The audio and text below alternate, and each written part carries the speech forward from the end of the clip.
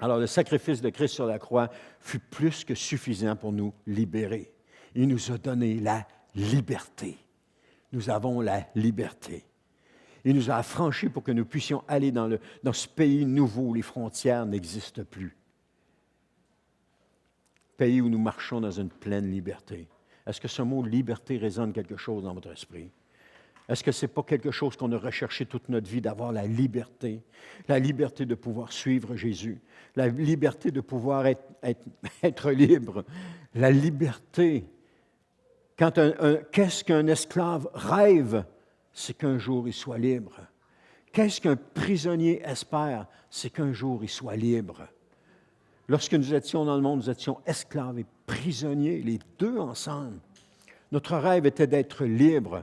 Et tout ce temps, on cherchait dans notre cœur des moyens de pouvoir être libre. Il y avait cette soif constante de liberté qui était là. Et là, le monde nous proposait toutes sortes de choses. Viens, essaye du yoga, tu vas trouver la liberté.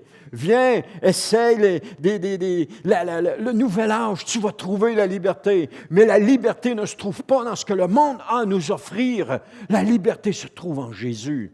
Jésus dit, viens à moi et tu vas l'avoir, la vraie liberté. Parce que j'ai payé le prix. Le monde n'a jamais payé le prix pour qu'on soit libéré. Il n'a jamais payé le prix pour que l'acte de condamnation qui était sur nous soit effacé. Jamais.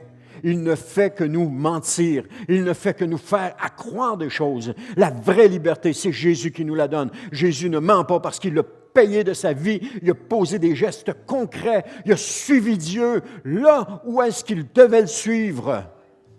Dans le Jardin, il s'est dit, Seigneur, si c'est possible que je n'aille pas là. Il ne voulait pas y aller. Son corps ne voulait pas y aller. Si c'est possible que je n'aille pas là, je le paraphrase. Mais toutefois, Seigneur, ce n'est pas ma volonté, c'est la tienne. Puis s'il faut que j'y aille, je vais y aller. Combien Dieu nous appelle des fois, on dit, Seigneur, si c'est possible que je ne passe pas par là. Je me souviens des fois, je m'en venais ici, je marchais à pied à cette époque-là. Je marchais encore à pied, je veux dire. Je partais de chez nous à pied, on restait pas loin, puis je m'en venais ici. Puis là, quand je virais le coin, je disais, oh non, pas matin. Je n'avais pas envie. Je n'avais pas envie d'être ici.